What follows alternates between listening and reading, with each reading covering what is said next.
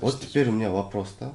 Вот сен страховка, первоначалкаларыңар, ежемесячный платежторуңар уже 600 000 болду, өкөңдүк эле. Бунуку менен уже 800 000 болуп атат. Ежемесячный менен 900 000 болуп атат. Страховкасы менен, грубо говоря, азыр мен просто 1 миллион акчага отургузуп атасыңар үчөөң. Мен чынын айтсам, азыр разговордо башкача болот деп, эми үчөөң тең топтолуп келгениңерде, я думал, другой разговор болот депчи. Мен даже вот мага келип, суранып, ака 100 000 берип, бөлүп берели, все четко болот деп атканыңардачы. Вот никогда бы не подумал, да, то, что вот ушунчалык вот отношенияңар ушундай болушун үчүн. Клянусь, блин, азыр бирөөңдөн искренне, действительно, жүрөгүңдөн ар жагыңдан эмне кылалы, жардам берели, кандай кылалы, кантип хотя бы минген күнүбүздү төлөп коелу десеңерчи. Вообще башкача кылып чечеттен бул разговордучу. Ничего не положил, да, я отвечаю за это слово. Но я постараюсь, не прямо сейчас, но через 2-3 дня я закрою. Половину хотя бы отдам. Давайте вкратце. В итоге азыр эмне кылайын деп атасыңар, кантип чечейин деп атасыңар вопросту. Карыздарыңарды, ежемесячный платежторуңарды. Өмүрбек төлөбөйм деп айтты. Ассаламу алейкум. Ассаламу алейкум.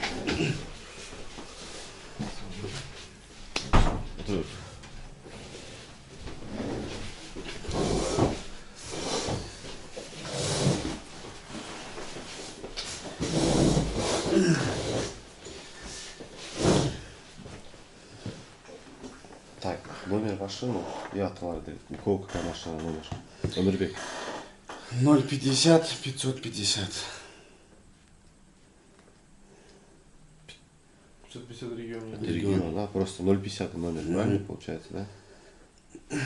Следующий. Манас. У нас. 019 550. Следующий. 073 Адлет.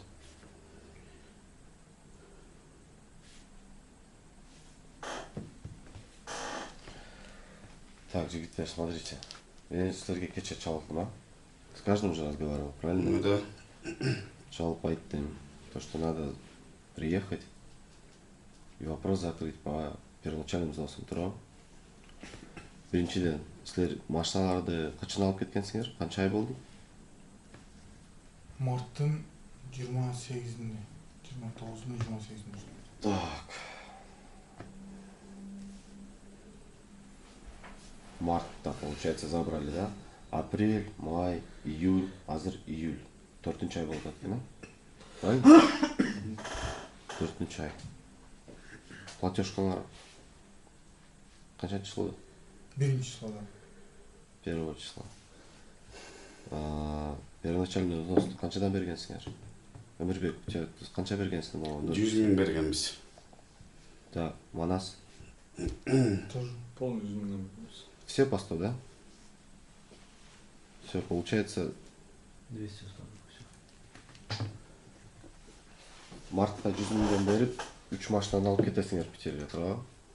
Договорубузда калган 200 000 первоначальный взносу канча айга бөлүнгөн? 4 айга. То есть вот азыр июльгө чейин экен, туурабы?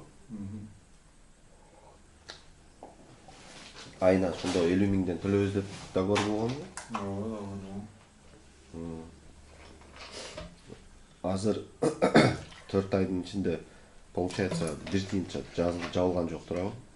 Ошо 200 боюнча турабы? Же жаптыңарбы? Жапкан жокпуз.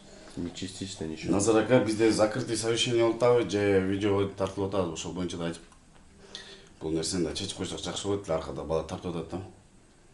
Ооба, тартып атат. Ошол боюнча анан сөзүбүздө жакшы эле иштесек болот, же сөзү тартылып түшүшүбүз керекпи, ошол боюнча айтып койсоңуз бир аз Мен азыр маалымат берсеңиз. видеону өзүмө тартып атам азыркы моментте. Почему? Потому что бүгүнкү күндө өзүңөр билесиңер. Мен любой клиентке багандай кандай десем, максимальный доверие менен эле относиться этем, да. Потому что азыр көрүп атасыңар, вот лично мен 4 айдын ичинде 50 миңден төлөбөй жатканыңарда бир жол болсо эми чалдым бирөөнү? Чалдым саны? Жок. Сага чалдым? Сиздин работниктериңиз чалат. Ар ким ар кандай, бир Тина дейт да, бир Кайким дейт. Первоначальный взносун төлөп Боюнча койгула ток ошол боюнча чалып атты. канча жолу чалды? Билбейм көп. Ар бирибизге көптөн чалды да. Жок, акыркы айда айткан жокмун. Биринчи, экинчи айда да бирөө чалды. Жок, экинчи ай чалган жок. Вот. То есть мен көбүнчө айткан сөзүмдү айтпагансыңар деп, же договор кылганды кылбагансыңар деп постоянно ошондой болот да. Мен в основном голосовой менен сүйлөшөм WhatsApp'тан, чтобы потом доказать да мен айтканмын деген. Азыр дагы эле видеого тартып алып атам, потому что эртең какой-то башкача вот разговор болбосун да лишний, туурабы? Если, допустим, азыр ситуациябыз полный решаться этип жабылса, никаких проблем, да? Все, вопросов никаких не будет. Из жакта видео чыкпайт и никому никаких вопросов не будет. Дальше. Өмүрбек, если я не ошибаюсь, у тебя... Это вторая машина. Вторая машина, Да. Биринчи машинаңды качан алгансың? Апрель. Канча? Майда алып кеттим. Канча болду? Канча ай төлөндү? Бардык эле төлөнүп кетет. Ну, сколько? 1 жыл төлөдүң, 2 жыл төлөдүң, сколько? Кайсы май? 1,5 жыл болуп атат уже. Получается, бир машинаңды сен 1,5 жыл төлөпсүң, да? 1,5 года. Аны кандай условияда алып кеткенсиң? Первоначальный взносун канча бергенсиң? Первоначальный 200 берген, 250 миң берген, анан айына 65 миңден төлөп келдим. 65 миңден? 4 Pro Max 4 Pro алгам. 4 Pro. 4 Өзүңүз болгон эмессиз. Сиздин ким эле бир бала берген магачы. Все, 4 Pro, 1,5 года платишь. Первоначальный взносunu бөлүп бергенсиңби? Ал кезде акчам бар болгондуктан я сразу дал. Сразу закрыл. Ну, в дороге там экөө сүйлөшкөнбүз го сиз менен. Получается, за полтора года машина паркта иштедиби, иштебедиби? Ал боюнча мага маалымат эч ким айткан эмес, паркта иштеген эмес. Паркта иштеген эмес. Мага документти берген, машинаны көрүңүз, анан алып кете бериңиз деген. Ошол бала ошентип айткан. Договор право колунда да турабы? Аны мага эч ким айткан эмес, түшүндүргөн да эмес, бирок договор өзүмдө. Бирок мен ачып караган эмесмин да. Мен сиздин сөзүңүзгө ишенип, сиздин оозуңдан чыккан сөзгө. Мен ачып карадым деп аткан жокмун азыр. Договор колунда бар. Силердин машиналар азыр вот акыркы 4 айда таксопаркта канча күн иштеди? Иштедиби вообще? Ондай маалыматты кече жакындан баштап чыга баштады да. Неге иштебей атат? Бизге айтса анан таң калып эле, ушундай бар беле деп эле. Бир нерсе Ушундай десе. иштеш керек беле деп биз сурап жүрөбүз. Дагы бир вопрос. Хорошо түшүндүм.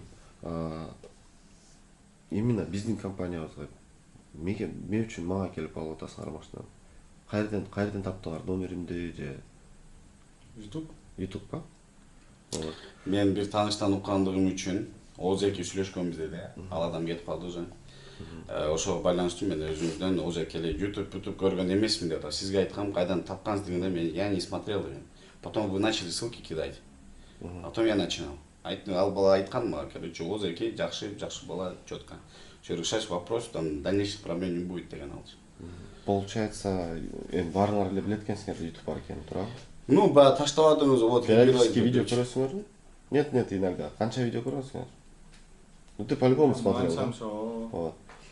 Ну, көп видеодо бар да. Паркта калсаңар иштебесеңер макул. Биздин парктан бир заказ кылып кой, башка паркта иштей бергиле. Же болбосо ежемесячныйга кошуп төлөй бергиле, тиги 200 рубльди. Парктын интереси. Ал парктын интересиден зарплаталар, налогдор, арендалар, полный лицензиялар бар жок оплачивается, да? Эгерде хорошо, макул, жакында сүйлөшүп, бардыгыбыз түшүнүппүз, то что действительно силер билбепсиңер, видеону көрбөпсүңөр, договорду окубапсыңар, паркта иштебепсиңер, туурабы? В итоге кандай чечимге келдик? Мен берки кызга даже смстер бар. Как бы мага айырмасы жок деп эле жаздым да. То есть сен Жөнөтүп паркка койдум. кошулуп койдуң? Да. Иштеп атасың азыр паркта? Кошулганым менен кирем го, кирсем менден чыкпады. Это вот 2 күндөй болду да. Кирдиң, көрдүң, чыкпады, дальше эмне кылдың? Башка паркта иштеп жүрө бердиң дальше. Сиздин Мынаке чалышыңыз Назар экен. Мен кошкон эмес, менде жок. 1 ай болду. Сенде жок экен. 1 айдан бери ситуацияны на самом деле мындай кечээ мен сизге айтып бердим, эсиңизде барбы жокпу билбейм ситуацияны. Мына балдарга да айтып атканмын, уже апам менен дагы сүйлөштүм дедим сизгечи. Мына уже келем деп атканда сиз алдыңызгачы. Подожди, азыр ал жакка жетебиз. Баштап маленький вопростор эле бар да. Маленький вопростор. Сүйлөшүпсүң, агрегаторуңа кирсең, парк чыкпады. Дальше эмне кылдың? Ойлодум уже и так азыр алдына барам деп атам. Ошо бойдон туруп койдуң. Уже Просто потому что кийин барам деп. 2 күндөн кийин келем дедиң, но ошого туруп койдуң. Туурабы? Получается, да. У тебя как? Мен даже кирген жокмун. Сен уже качан биринчи жолу айтты то, что паркка кошулуп иштешти? 2 күн мурун уже. 2 күн мурун? 2-3 күн мурун айтылса, до сих пор кошула элексиң. Неге? Кошулгум келбеди да. Кошулгуң келбеди? Ол лишний расход да бизгечи. Сен 2-3 күн мурун айттың кошулбайм деп? Ошондо эле айткам сурап. Кандай, если я не ошибаюсь, ты сказал, да, хорошо. Паркка. Мага мындай да Назарке, танылган эле бир кыз чалды. Өзүн тааныштырган жок. Анан кийин ушундай деп туруп айтып баштады. Мурунку 3 айларга төлөбүпсүң андай мындай деп. Ошо мен төлөй албайм, мен ондо скорее всего мен машинаны тапшырганым выгодно болот дедим ошо. Ну ладно, айтыпсың, хорошо, я понял. Но при этом дальше паркка кошулбадың, да? Понятно. Сени в априори кошпоптур деп атасың, туурабы? Да, мен кош, давай иштейин дедим. Качан айтышты? Ну, даларга чалган күнү эле айткан мага Назар ака, вот. А потом они патчина чалып алып, ой, куратор Ислам виноват, андай жүктөбөгүлө бири-бириңерге дедим. Это я не знал, дедим, точно дедим. Даже Назар ака менен жүзмө-жүз көрүшкөндө кабалда эле көрүшкөм сиз мененчи. Смотри, я понял. Аны айткан эмес да, эч ким эч нерсе келбес. 3-4 күн мурун сага да чалышып, офистен айтышыптыр, паркка кошулуш керек деп. Сен кирдиң, также көрбөдүң паркты, туурабы? Сен паспорттарын жөнөттүңбү? Я всё отправил. Назарга там лицензию бар, права есть. Ну, могу показать открыть. Полный жөнөтүпсүң дагы, анан такси агрегаторуна кирсең жок экен. Жок. Забил. Да вот я же показал вам. Вы сами увидели же. Бар экен, жок да. Жүрөбүз, дальше ушинтип жүрө берсе болот, башка парк. Нет, мен ойлодум, там айттыңыз го, өзүңүз деле чалып, алар деле мен ал кыздарды тааныбайм да. Анан биринчиден кат сүйлөгүм келбеди. Алар да хорошо депчи, Нурик чалды. Так, ну ладно, хорошо, чертишь, это хорошо оплачиваем депчи. Понятно. Хорошо. Эми бир заказ кылып коюш ол эч нерсе деле эмес да Назар ака биз. Билесиң, барга эле ошондой условия кылабыз да. Мен Башка башка парктарда, башка жерде жакшыраак условия бар болсо айтып койгула, биз дагы может биз карап туруп аракет кылабыз. Ошондойго жеткиргенге ал биринчиси. Экинчиси, азыр өзүңөр көрүп атасыңар эмне болуп атат, адамдар кандай иштешип атат, бири-бирин кантип алдашып атат, эмне болушуп атканын. Мен эсиңердеби, 1 миллион акча койгом да. Өзүм любой адам айтты, ана ушу кабинетке келип туруп, мени алдадың, мана мен акчамды алып койдум, машинамды алып койдум деп туруп келсе, 1 миллион акча берем деп койгом. Көргөнсүңөрбү? Канча сом YouTube'да? Мен өзүндү көргөм, келген я профсоюзга оповещение кылып келет го, көрүп койгом, там говорит, короткий неме кылып койгон, вот я видел. 1 миллион акча койгон. Любой адам келип, ошол ишке кирсе, акчасы сом койгон. Теперь дальше. Жана первоначальный взносы боюнча 4-ай мына болуп атат экен. 200 миңден калыптыр. Бүгүнкү күндө жабылабы первоначальный взнос? Бир машинада болсо. Мана что, первесиңби? Очиттен кеттик. Давай, отвечай. Мне не то, что первоначальный, даже мемлекет чогултканга возможностьум болбой атат азыр. Карызга батып кеттим да, ар кыл жагыман сурашып, эмне кылышты билбей калдым азыр Назар ака. Сен не дейт? кече сизге айткандай эле азыр ошол Я понял. обещанияны тең бар кимдин Аны түшүндүм. мен виноватмын, бирок так получилось, да, потом. Я понял. Төлөй албайбыз бирден. Неге? Бизде ошо доход только такси болбой атат. Иш болбой атат да. Сиз билесиңерби, Питерде бизде канча машина иштейт? Монда образно эле. Же билбейсиңерби? Билгениңерде Эми иштегендер иштеп атканда, бирок мен лично негизи эле Россияда биринчи жолумун да, Россиянын территориясында. Такси сферада деле биринчи жолумун. Келгенде эле вот сизди предлагать этти, ошентип алып калдым, мындайча айткандачы. Жакшы, башында жакшы болуп аткан. Бирок азыр уже качан билип калдың то, что вот жумуш ончо эмес экенин? Вот первоначальный взносун бербешиңди качан билип калдың? 1 айдан кийинби, 2 айдан кийинби, 3 айдан кийинби, же азыр 4-чү айда? жок, уже биринчи айда эле сиз деле көрүп аттыңыз го, 93 миң зорго берип аттык го. Еще просрочка менен. Получается, 93 миң. получается, биринчи айда уже понятно было, да, то, что иштей албай калдың, да? Уже эле бизде багында уже чалып А, баштадык. экинчи ай болду, туурабы? Биз биринчи айды кредит менен жаптык. Если мындай ачыгын айтканда. Анан экинчи ай уже иштеп жаптык. 3-чү, 4-чү айлары ушул да. азыр мен силерди чакырып көрүшпөсөм 5-чи, 6-чы, 9-чу айга кете беребиз же кандай?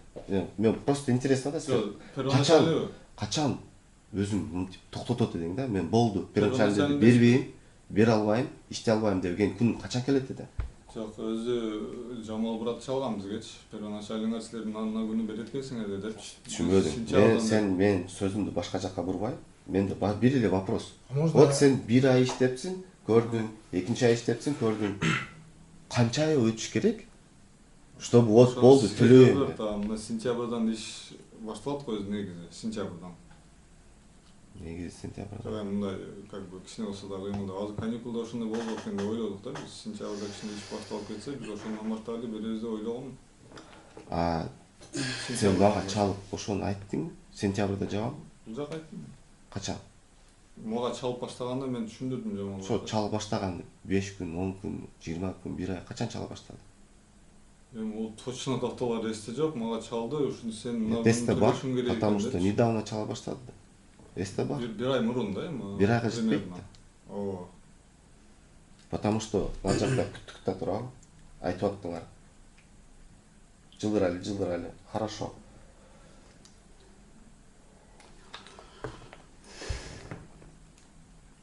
Сентябрды күтүп аттыңар дең? Сентябрга үмүт кылып аттык да, иш болуп кетти, төлөйлү деп. Жымалга айтыпсың да, сентябрдан деп турабы? Ооба. Не деди Жымал? Болбойт деди. Болбойт деди?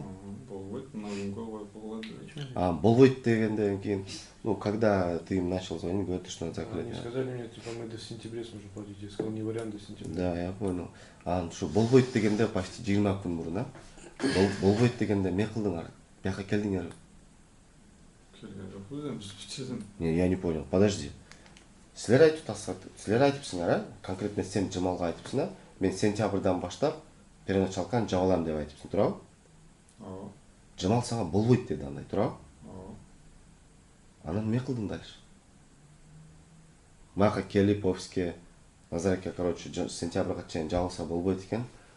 Бир нерсе кылайлы дедимби, же кандай? Дальше эмне кылдың дейм да? Же пофиг иштеп жүрө бердим дальше. Болбойт десе. Онуна коюп берди да, болбойт деди, онуна коюп берди. Числонун онуна чейин коюп койгула деп коюп берди. Onu өттү. Эмне кылдыңар? Эми акча жоктун негизинен жүрдүк да биз. Бияка келдиңер, мага чалдыңар же кандай болду? Же дальше жүрө бердиңер? Сизге чалган жокпуз. Ясно. Мен болсо ака мында ойлоп көрсөм, сиз ойпайсызбы бул жака? Ошол эле вопроско мен өзүмө алып туруп ойлонуп атам да. Мен болсо мен ошибкам экен да ошолчу, что я сразу ошол жөнүндө айтпаган. Мен үзүлбөгөн үмүт дейт го. Кылам деп аракет кыла бердим, ошонтип 4 айдын ичинде ушундай акыбалга келип калдым. Хорошо, я понял это, түшүндүм. У тебя что, сен Кыргызстанга бардың, семейные проблемы решать еттен туда-сюда, да? У всех семейные проблемы, я понимаю, нормально, я понял, хорошо. Өмүрбек, У тебя как обстоят? Сен качан Мен башынан баштап сурооңузга так жооп бергенге аракет кылайын. Мен өзү төлөйм деп келгем. Дальше төлөйм деген ойдо болгонмун. Просто лицензияны 3 күндө деген. 3 күн болбоду. Во-первых, Нуриктин это косяк его, которого не смотрел СТС-ку. Неправильно чыккандыгына байланыштуу. Эгерде бизде бир гана лично менде ошол лицензиям баягы эртерээк чыкты. Да, это вам не касается, не волнует, да, это я понимаю. Но бирок ал куратор айтып атпайбы, за 3 дня, за неделю мы решим вопрос деп. Алдындагы Михаилды мен таап бергем Исламга. Я отправил номер. Өзү сүйлөшкөн. Нурик ошол нерсени чечпеди. Длился, месяц прошел. Ошондон я ар бир адамдын буну сиздин эле планыңыз бар да. Менин планым болгон. Да, я 3 дня подожду, я буду закрывать 2 машины автоматически без проблем. Косяк менен биринчи машинадан болду сизге? Болгон жок, бир дагы. Был только косяк, один случай. Там мен өзүм сизге чалып айттым, Назар аке, чуть-чуть можно подождать, десем, вы сказали, да, братишка, там 4 дня тебе даю, все, решим вопрос. Хорошо, я решил за 4 дня вопрос. Насчет первой машины. Второй машины ошондой кеттик. Лицензия чыкпай калды. Да, мен семейный адаммын. 2 баланы багам. И плюс өзүм бир машинам бар, сизден алган. Чоң рахмат, ол машина бергениңизге. Вот ошондон кийин менде у меня начались проблемы. Же үйүмө жетпейсиң, үй бүлөңө караганыч. Мен Кыргызстанга айтпайм. Бул жерде жашоом бар да. Ошого жетишпейм. Же белки машинамды эптеп төлөйм, же буну төлөйм. Анан суть, коротко айтканда, мен чечимге келдим, Назар аке, я хочу сдать машину Хавал, а через 4 Pro я хочу себя оставить. Все. Я не могу дальше оплатить, потому что мне очень тяжело в данный момент. Хорошо, я тебя понял. Менде бир вопрос да. Сен ушул полный лицензия, историяларын, если не ошибаюсь, биринчи айда бүттү го дейм, туура? Биринчи айда бүттү, бирок 27 күнүн ичинде бүттү да. 27 күндөн кийин бүттү, 27 күн. А за 27 я сколько мог бы заработать? Ошол 27 күндөн кийин азыр 90 күн өтүптүр да, 3 айчы.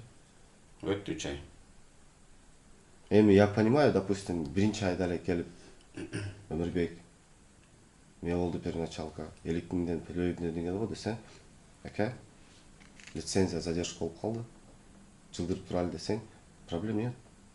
Экинчи айда келип туруп, помните, биринчи айда кыйналып кеттим эде, кичине докторум калды. Не, да слушай меня сейчас. Кичине кыйналып калдым эде, кичине бир нерсе кылып туралы десе, макул дейм, хорошо. Үчүнчү айда келип туруп, ака эсиңизде биринчи айда лицензиям туруп калып, короче, задержка болуп калдым дегениңде, андай макул дейт эде. Только сен азыр 4-чү айда келип туруп, биринчи 27 күндө Сиз неме улбаңыз, биз сүйлөшкөнбүз, сиз өзүңүз отказывать эткенсиз, Назар аке. Вы отказывались. От чего? Жок, төлөшүңөр керек деп, сен обязансыңар деп бизге жүктөгөнсүңөр. Да, Ты имеешь в виду первоначальный взнос-ту? Взнос и плюс тот оплачу ежемесячный платеж 90 миңден. Естественно, да. Да, ошондой дегенсиз. Эгер биз айтканбыз сизге, түшүндүргөнбүз, Назар аке, если будете в курсе болсоңуз, биз айтканбыз сизге. Так, мындай ситуация, положение боюнча вы были в курсе. Я помню то, что задержка была лицензия. Это нормальная практика периодически, тем более азыр жаңы закондор чыгып, эки этап лицензия болуп, бизде эле эмес, ал бардык парктарда болдучу. Ну, я это понимаю. Ошо задержка болуп калган үчүн вас вот просто никто не дергал 4 месяца, да? Вот его сейчас 4-й месяц заканчивается. Бир ай иштедик, бир айлык расходторубузду биз кредит алдык, анда төлөш керек да кредитти, ай сайын келет да. Уже кийинки айда кредит келет, и төлөм келет. Ошол биринчи айда кыйналганыңар канча айдан кийин бүтөт? Просто образно, да? 6 ай, 1 жылбы, мен өзүмө билейин деп атам да. Азыр просто 4 айдан кийин ошол кыйналганыңар үчүн төлөбөй коюпсуңар да, аны түшүндүм. Канча ай өтүш керек? Айтып кой, 1 жыл, 2 жыл деп мен ошол күнү айтайын сага. Төлөп кой деп. Жок, сизден азыр күнөө издебей атабыз биз. Мен күнөө издеп аткан жоксун. Мен по факту сурап атам, канча ай керек? Ошол несчастный биринчи айдагы задержка лицензия болуп кыйналганыңарга канча ай өтүш керек, чтобы выровняться? Мынча ай деп сизге айта албайбыз, бизге айттым го, мына немени сентябрда эле күттүк биз өзүчү. Сентябрда иш болуп кетсе эле беребиз деген ойдо эле жүргөнбүз биз. Иш болуп кетпесечи? Болуп кетпесе тапшырабыз да төлөй албасак. Сизге деле кайра эле аны муну айткан бизге деле жакпайт да. Биз машинаны алып атканда мен лично ошо таксиде иштеп төлөйм деп гана алгам да. Башка доходум жок менин мисалы үчүн. Получается, Ишенгенчи. сага окшогон адамдар келгенде 100 000 акча менен железобетонно үчөөбүз 50 000ден ака кылып бериң, тытып беребиз дегенде ойлонушубуз керек экен дагы. Орустардын паркка окшотуп туруп, бир айда төлөбөгөнүңөрдү машиналарды алып коюш керек экен да. Ошондо азыркы 4 айдан кийин ар бир машинаңдан 200 000ден уже 600 000 минус. Азыркы моментте эти машины уже с пробегами. Бир. Экинчиси. Вот азыр каждое первое число платеж экен, да? 20, уже 25 экен, да? 24 экен. 5 деп коюп бизге айтты. Первое число. Нам сказали 5 числа, там какой-то девушка звонил. Ну, Первое число. нет, но вы же каждый азыр 4 ай канчанчы число төлөп аттыңар? Биринде төлөп жатканбыз. Вот. С 1 числа у вас платеж. На сегодняшний день вот от этого платежа сколько, какую сумму вы закрываете? Вот, мне просто интересно, да, вот 24 күн өтүп тур.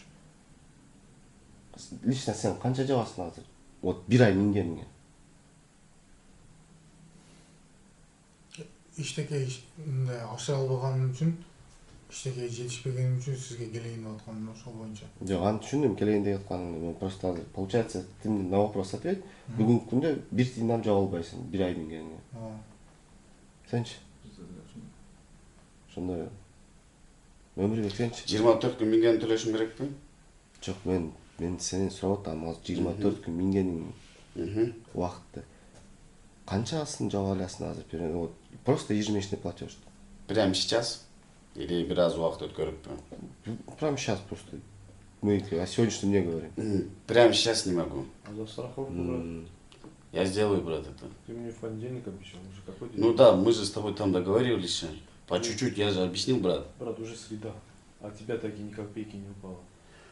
Ну, как тебе объяснить, брат? Потому Ну что я оплачу, я. Смотри, я тебе хочу сказать, ты если Подожди, говоришь в подожди, понедельник, да? Это должно быть в понедельник. это не А должно что быть за в среду. страховки, можешь мне объяснить? Через тиго 4 Ну, про страховка, боюнча. ОСАГО. Асага А каска когда она боюнча. закончилась? Анан бул жак А? Когда она закончилась? Закончилась. Вот я ему, получается, ОСАГО сделал ему сейчас. Он до сих пор заплатить не может. Уже То сколько? есть мы за свой счет сделали Да. ОСАГО? Получается, страховкаларын бүтүп калып, биз өзүбүз ОСАГО кылып берипиз. Значит, мен өзүм чалып, Жамал менен сүйлөшүп айткан элем, бирок укпа, ну ты не услышал, ну я по чуть-чуть давай закроем, я тебе так же говорил, да, брат? Не сразу. Я так понял, что ты в понедельник собирался всю сумму положить. Нет, не всю сумму. Ладно, Я ну сказал, ты ну, хоть что-нибудь положил бы, ты ничего не положил. ничего не положил, да, я отвечаю за это слово. Но я постараюсь, не прямо сейчас, но через 2-3 дня я закрою. Половину хотя бы отдам. Ты Честно. понимаешь, что страховканы төлөбөй койгонуңа ежемесячный платежың на 10-15 тысяч соскочит вверх. Ал боюнча мен Там, как вот, не знаю, вот еще получается тебе еще и страховку мы оплатили, да, сами. мен Назар аке сизге чалганмын, сиз жок дедиңиз. Анан куратор Ислам бар эле го. Ошолго айтканмын. Алар деле сизге айтпаптыр. Эмне деп Мен айткансың? айттым, Эмне? наша страховка боюнча. Эмне деп айттың? Мен страховка боюнча сүйлөшүп бергиле, пожалуйста, аса касканы кылып берип турган. Я Жок по чуть-чуть- деди? По чуть-чуть. Жок дедим. деди? Да. Все, в чем проблема? Ну, потом я сказал, значит, жок болсо жок, да, тогда будет деньги, я сделаю тогда сразу, В депчи. смысле? Ну, айттым да мен Исламга, по чуть-чуть дан, депчи. Нет деди? Нет, деди. Все, в чем проблема? Ал сизден чалып турганын айтып атпайбы? В чем проблема? Тебе сказали то, что нет, не может, никто не может за тебя оплатить. На тот момент, я так понимаю, никто не мог за тебя заплатить. Ну, вы там Понимаешь? говорили, там 23 тысячи, если не хватает, можем решить вопрос дегенсиз. Ну, если я так сказал, значит... Ошону мы тапсам решили. деле нет деп жатпайбы? Ну, вы же так сами говорили, изо рта Да. вашего я же услышал, же, Да. брат. Я так говорил. По итогу-то все равно тебе, получается, оплатили. Оплатили? На понедельник договорились, понедельник тоже не закрыл вас. Да, у меня не получился. Вот теперь у меня вопрос, да? Вот сен страховка, первоначалкаларыңар, ежемесячный платежторуңар, Сурат, Назар. уже 600 000 болду, экөөңдүк эле. Бунуку менен уже 800 000 болуп атат. Ежемесячный менен 900 000 болуп атат. страховкасы мен, грубо говоря, азыр мен просто 1 миллион акчага отургузуп атасыңар үчөөң. На ровном месте. 25 числа, то есть завтра, банк заберет машину лизинговой компании. Вот таких, как вы, у нас еще есть несколько водителей, да, которые по 7 месяцев, по 8 месяцев первоначалки не закрывают, да, там, и так далее. Макул биз хорошо деп келе беребиз, бара беребиз. А мында адамча эле сүйлөшүп отуруп туруп, эмне болду? Агрегатыңдан чыкпаса эмне кылдың десе, эч нерсе дей албайсың да. Пофигические отношения, да? Жок, андай отношения эмес. Биздики реально эле болгон жок. Биз ондай болгон жокпуз. Мисалы үчүн акчабыз бар туруп бербей коюп ондай болбоду да бизде. Мен акчаң бар туруп бербей койдум деп атам. Сен вопросту башка жакка буруп алсаң, мен айтып атам, сен мени айтып атасың. Мен жер десем аспан деп алып атасың. Мен эч кимди акчаң бар туруп төлөбөй кой деген жокмун. Зачем сен аны айтып атасың? Мен айткан смысл слов вообще башка нерсени айтып атам. Отношенияларды айтып атам. Ана Назар экен мен машинаны сатам дегем. Адам чыккан. 200 000 берип тынчтам дегем. Первоначалканыч. За 200 я хотел продать. Но Нурике даже Жамал менен сүйлөшкөнбүз. Бизде кагаздын договоренчи жок. Мен ачып караган эмесмин. Мен бир гана сиз менин оозуңуздан угуп кеткенде эле ошондо кеткенмин. Машинамды сатам дегенде мен Нурике чалгам. Переоформление кылсак болобу, ушундай сүйлөшсөк болобу десем, болот деген. Ну 50 000 dedi. Переуступка лизинга оплатить. Переуступка лизинг. Ал боюнча мага мен черин алганда дагы, хавалды алганда дагы, эми биз кыргызбыз да. Сиз өзүңүз айткандай кыргызча түшүндүрүп неме болот. Мага кыргызча эч ким түшүндүргөн эмес.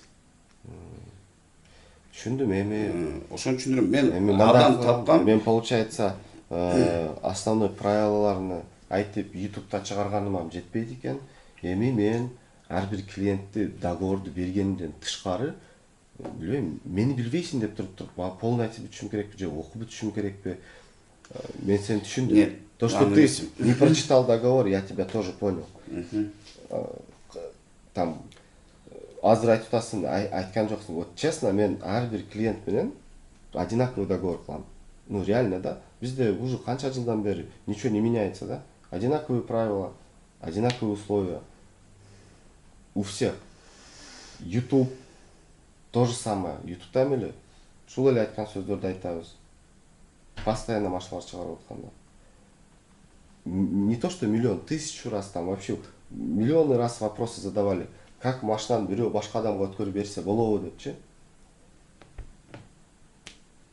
Ты меня спрашивал, да? Сен сурагансың мен машинаны өткөрүп берсе болобу деп. Вот здесь внизу.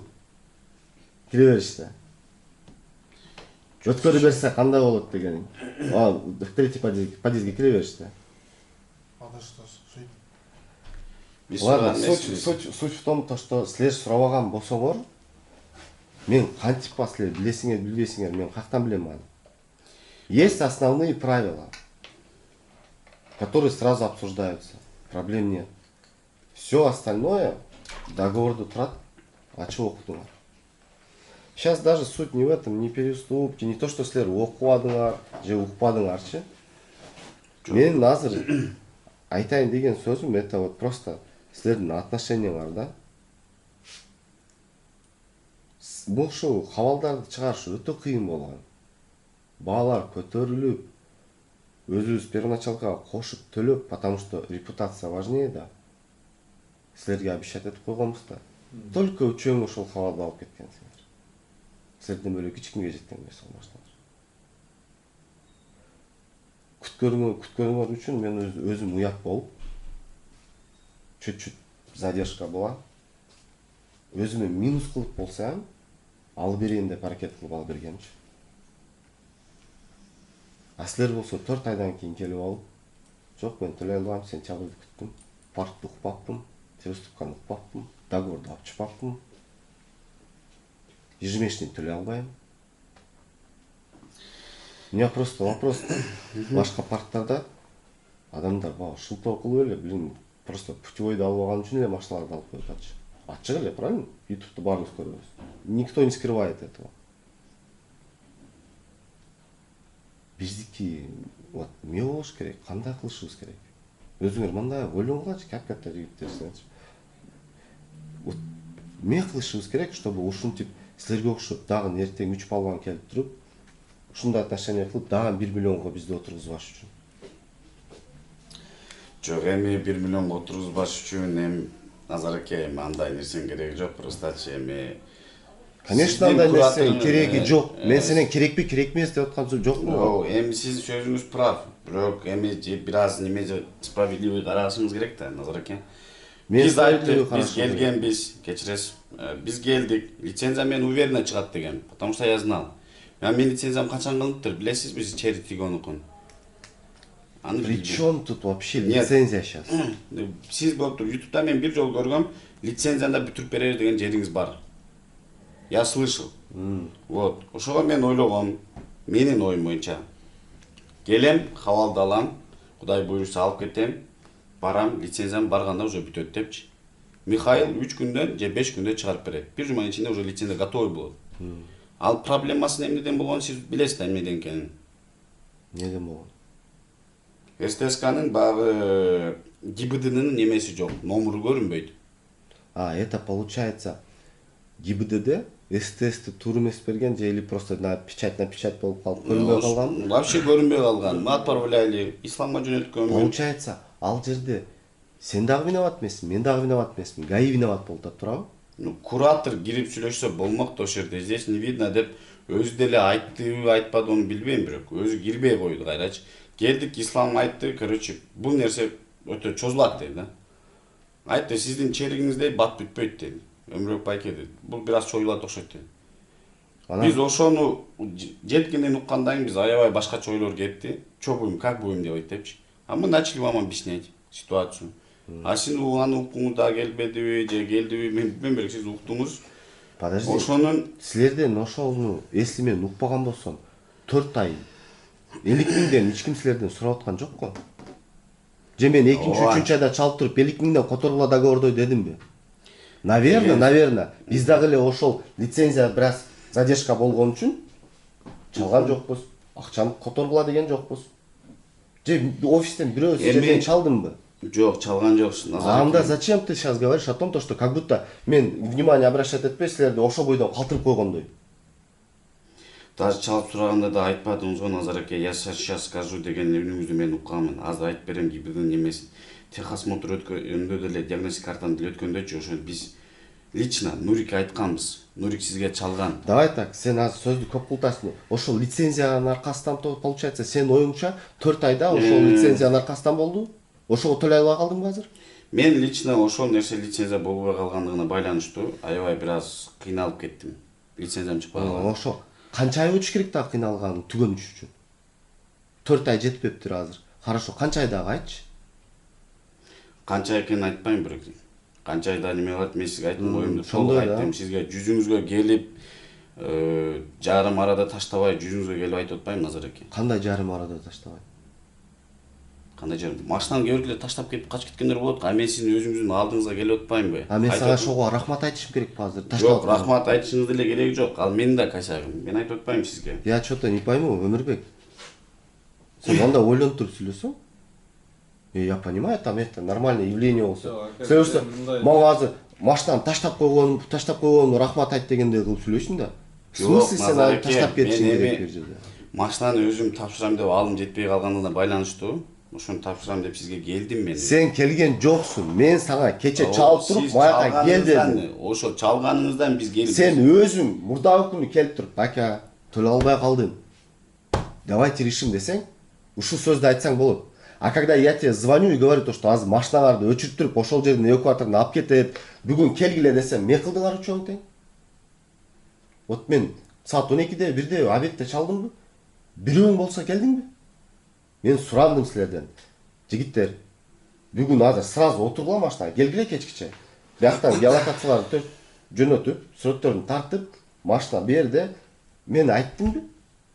Айттымбы ошол сөздү сага? Айттыңыз. Айттымбы сага? Ошол момент. Айттымбы сага? Айттыңыз, мен ойлодум. Эми менде бир вопрос. Ошол сөздү айткан болсом, Бирөөң келдиңби кече? Братан, Сіз физически çalғанда не жүрдіңіз. успеть етпей қалдық та біз. Хорошо, физически не успет кылбадың. Сен мага чалып туруп айттыңбы, мен физически аке успет кылбадым деп? Сен түшүндүң да успет кылбаганыңды.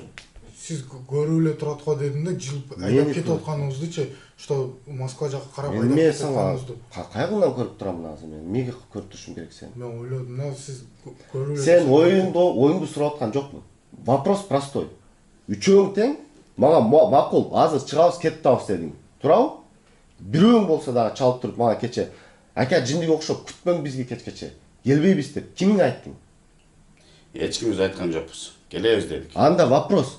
Кандай силер мага болуптур азыр чыктык жолго, сен лично Өмүрбек өзүң айттың. Все кетип атасыз, 1 саатта чыктык дедиң. Ооба биз жолго ушул сизге чалып чыктык да. Айттыңбы мага ошол сөздү? Ошол сөздөн кийин, келбегениңерден кийин меге чалып айтып койбойсуңар? Аны кантип мен түшүнүшүм керек азыр? Жок, Назареке, биз иштеп атканбыз күндүзүчү. Сен иштеп аткан жоксуң деп аткан жокмун. Менде вопрос. Мага чалып туруп, ака мен иштеп атам, келе албайм деп, эмне үчүн айтпайсың деп атам. Меге мага телефондон азыр барабыз да, бүгүн өтөбүз деп туруп Өтүп турсун. айтпай коесуң. Назар. Жок, сиз чалганда биз жолго чыктык. Онун эмнесин айтышыбыз керекпиз? Сиз чалдыңыз, биз жолго чыктык. Биз аткардык. Ган, сен мага айтып атасың. Мен бүгүн барам деп атасың. Бүгүн келе албай жатасың. Эмне сен чалып туруп мага айтып койбойсуң, бүгүн келбейм, эртең барам деп. Сиз жолун билесиз го, жолун бүгүн. Причем тут жол? Сен оозуңдан чыккан, бунун оозундан чыккан сөз кечкече келебиз деген. Айттыңарбы, сөзүңөрдөн чыктыңарбы? Кечечен келебиз деп айткан эмеспиз, бирок сиз чалдыңыз айттыңыз. Лично сен өзүң айттың мага. Мен айттым, азыр 5-6 саатта кирип келе аласыңар. Как раз саат 7-6 болуп калат. Кеч Аны сиз өзүңүз 8ге айттыңыз. чейин. Десем, макул дедиң.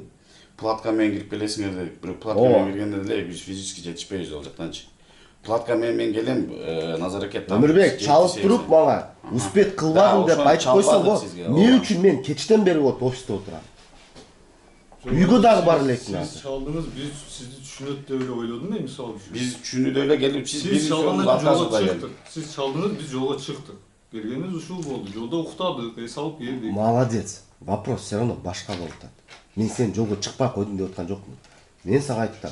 Мага бүгүн келем дегениңди көрүп туруп успет кылбаганыңда, успет кылбаганыңды баарыңар билдиңер. Бирөөң болсо дагы чалып туруп, мал, мен бүгүн успет кылбайм деп койсоң болбойбу? Жок, Же мен Назареке. бетте күтүп отурушум керек силерди, дагы 2 күн болсо, 3 күн болсо. Кечиресиз, Назареке, биринчиден биз сизди мал дөбөйбүз. Экинчиден, Мен азыр силер ушундай отношение кылганыңарды мен Жок, башкача жок. түшүнбөй жатам да азыр вот. Кантип баны түшүнсө болот? Биздин да башка жактан акча келип калат деп ойлодук, бирок келбеди ошол нерсечи. Күттүк болбоду. Чалдык болбоду. Анан акыры биз эми чалайын деп жатып ойлонуп жатканыбызда биз кеңешип жаткан. Бир мала сиз чалдыңыз, өзүңүз лично ар бирибизге чалыпсыз. Бардыгы мага айтты, анан мен ала албадым. Мен ала албадым, пассажирим бар деди Комфорт Плюста. Анан плюс мен сизге кайра чалдым. Чалгандан кийин Өмүрбек платка дорога менен тезирээк келе койгула дедиңиз. Туурабы? Сизге мен жок деген да жокмун. Хорошо, макул дедим и жолго чыктык биз. Без отказ, без никаких сизге там. Мен сага айттымбы то, что бүгүн келип геолокациялык сүрөттөрүн жөнөтүп отчет берип коюшум керек деп. Сүйлөштүкпү көз ошол сөздү? Мага геолокацияны айтпадыңыз бирок, чынында. Сүрөттөрдү айттымбы? Машиналар. Келесиңер сүрөткө тартап Вот. бердиңер, болду ошол эле. Это надо сделать сегодня деп айткам. Сен мага эмне дедиң? Ака, бир жумадан кийин дедим, канча күндөн кийин барсак болобу Бир дедим. жума деген жок, Назареке, ал жерди кошпоңуз, мен бир Кимиң жума- айттың азыр? Вот үчөөңдөн Мен бирөө айтып мага айткан точно эмесмин. айттың азыр. Бүгүн эмес, эртең дедиңерби же бир жума дедиңерби? Я не помню, короче. Короче, бүгүн барбай атса, бүгүн эмес, кийинки башка күндө барсак болобу дедиң. Туурабы? Жок, айткан эмеспиз, Назар. Бул экөөнү айткан эмес, мен дагы айткан эмесмин, Назареке. Короче, ошого ушинтип видео менен сүйлөшүш керек силер мененчи. Бестолковый вот эти все разговоры. Кадимкиде бар жокту түшүнүп эле турасыңар. Сиз деле түшүнүп турасыздар, Назареке, биз айттык го, сиздин айткан сөзүңүздү биз 2 кылбай келдик, жолго чыктык. Мен ал жерде мен лично бир жума, 2 жума деп айткан жерим жок, Назареке. Хорошо, жок экен. Давайте вкратце. В итоге азыр эмне кылайын деп атасыңар? Кантип чечейин деп атасыңар вопросту? Карыздарыңарды, ежемесячный платеждоруңарды. Өмүрбек төлөбөйм деп айтты. Мен ушул 4-айга келип түшүндүм, что мен эми акылыма кирдим десем да болот. Ошол ситуацияга келип туруп ушундай иш жакка барышымды билбей калганда анан түшүндүм мен апам менен сүйлөшкөндө ушунча карызым бар экен. Уже же наракка же берака эч жака жылай албай калдым. Ошол моментте багам мен түшүндүм. Что акмак экенмин, ошол күнгө келип жеттим. Если ошону билгенде мен дагы биринчи айда эле келип туруп сизге айтмак экенмин. Братан мындай болуп аткан ситуация. Хорошо, түшүндүм в итоге. Сиз өзүңүз дагы айттыңыз. Итог. Анын бар жогун түшүндүм. Итог. Эмне кыласың дальше? Иштейсиң, төлөбөйсүң, мага вот итог. Итогго келе турган болсок, очевидно болуп атат, что мына айды дагы мен бирөөдөн алып жабышым керек экен да дагы. Мен очевидныйды сурап аткан жокмун. Мен сени сурап атам. Төлөйсүңбү, Так жооп төлөбөйсүңбү? берсең ооба же жок деп. Төлөй албайт экенмин. Айландырбай. Сен дагы төлөбөйсүң. Төлөй албайм Назаракет. Просто эми да подробности сиз менен эме талашкым келбейт. Мен сизди Какой сыйлайм, номер? урматтайм. 4 проводной номер машины. 386. Лично с тобой, Өмүрбек. 386. 386. Да, 386. Проверить сейчас страховку, отправить в лизинговую компанию, расторгнуть договор с этой машиной и в связи с неуплатой. И вот эти все долги тоже по хавалу, не хавалу. Сейчас скажи ребятам из офиса, пускай пойдут примут сейчас кто-нибудь машины эти, потому что там по-любому сейчас где-то будут повреждения, не повреждения, короче, да, салон, малон, вот чистота, не чистота, хотя бы чистой машины нет. Отправь, пожалуйста, сейчас Атабека или Нурика кто-нибудь. Күчтөрдү документтерди столго койгула. Если силер реально, келип туруп, мен ушунча карызга баткырып туруп, просто төлөбөйм деп койгонуңар, это, я не знаю, понимаешь? Бирөөң дагы ошол жерде отуруп азыр, мен кара азыр Өмүрбек. Вот там Көрүп турасың мени, вот посмотрите на меня. Бирөөң дагы азыр ушул жерде отуруп, ака, давайте, короче, азыр машинаны бир уступка кылып башка адамга сатайлы, хотя бы ежемесячный платежыңызды жаба берели дейм. Мындай бирөөң дагы оюн жокчу. Мен айттым го сизге ошол боюнча, Назар ака. Подожди, все, я все. Я сказал же об да, этом. Ты красавчик. Ты сказал об этом. Мен даже вот мага келип суранып, ака 100 000 берип, бөлүп берели, все четко болот деп атканыңардачы. Вот никогда бы не подумал, да, то, что вот ушунчалык вот отношенияңар ушундай болушу үчүн. Клянусь, азыр бирөөңдүн дагы искренне, действительно, жүрөгүңдөн ар жагыңдан эмне кылалы, жардам берели, кандай кылалы, кантип хотя бы минген күнүбүздү төлөп коелу десеңерчи. Вообще башкача кылып чечеттен бул разговордучу. Назар аке. Бирөөңдүн даже баягындан эмес, биягынан ам жок. На этом разговор окончен сейчас. Жамал, прими, пожалуйста, машину. В этом. Назар аке, сиз онтип нааразы болгонуңуз мененчи биз аракет кылганбыз, сиз ойлогон нерсени биз деле ойлогонбуз. Бул аракет кылып ошол машинаны сатты, ошо хотя бы первоначалканы жаап, биз Дальше өз төлөп кетерсиң деп. карыз болбосун, машинаны берели деп аракет кылып 200 000 саткан. Биздин күнөөбүз договорду окуп койбоптурбуз. Чего? В смысле сен күнөөң договорду окуган? Сен мен билбейби дең арайда 50 000 жабышты. Сен менен договорду Ол жөнүндө айтпай атам сизге. Азыркы ситуациялар силер эмне жөнүндө болуп атат? То, что силер первоначальный взносту төлөйм деген төлөбөй койгон. При чем тут вообще договор? При чем тут договор? Айтып элекмин сизге, ол жөнүндө айтпай атам сизге. Бул саткандан кийин переоформленияга 50 000 бериш керек экенин билди бул. Биз деле билген эмеспиз. Наркы ала турган адам ошо 50 000 менен албайымга чыкты. Я все равно не пойму, при чем тут бул сатпаганы бул? Эми сизди деле айтып коесузбу, мен ойлобой атасың. Мен ойлодуңуз деген сөзгө айтып деле ойлодук. Анда өзүңөр деле ойлогонсуңар. Мен ойлогонуңарда силер азыр башкача разговор болот. Бирөөң даже мындай. Короче, жигиттер. Все, уже вообще даже мындай, мен чынын айтсам, азыр разговордо башкача болот деп, эми үчөөң тең топтолуп келгениңерде, я думал, другой разговор болот депчи. Но силердин отношенияларды көрүп азырчы. Назареке, сиздин наразы боло турган оюңуз жок эле биздин. Конечно, мен азыр көрүп эле турам. Бетиңер дагы мындай, кандай десем, блин, 24 күн минип туруп, хотя бы жарымын жаап коем деген бирөөң дагы даже шунча сөз сүйлөгөндөн кийин бирөөң туруп, ака кыжалат болом, хотя бы частично болсо покидаем, короче, убакыт менен.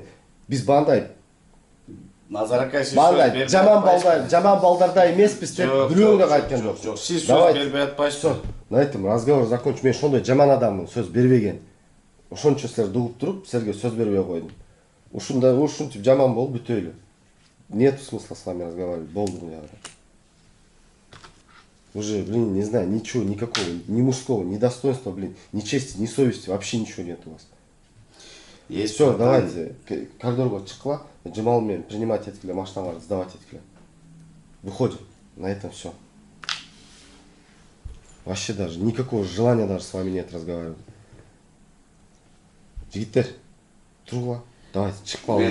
Смысл жок бuyакта сүйлөшүп отурганда.